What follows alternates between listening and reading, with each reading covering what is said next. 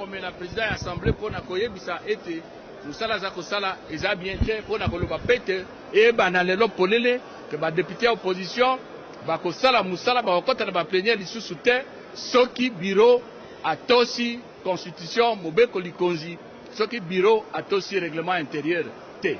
pour nakoloba pe lisusu que to senge pa ya président de l'Assemblée atika makambo ya kokende na cour constitutionnelle wana za ko bomaler pamba abenga ba ministre nyoso baya kolimbola biso polele makambo itali misala baza kosala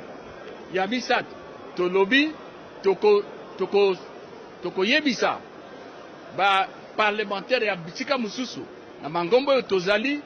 union interparlementaire assemblée parlementaire ACP union européenne assemblée parlementaire ya francophonie parlement européen makambo ya mabe oyo eza koleka na parlement na biso pe na suka na ndenge ete population baza na pasi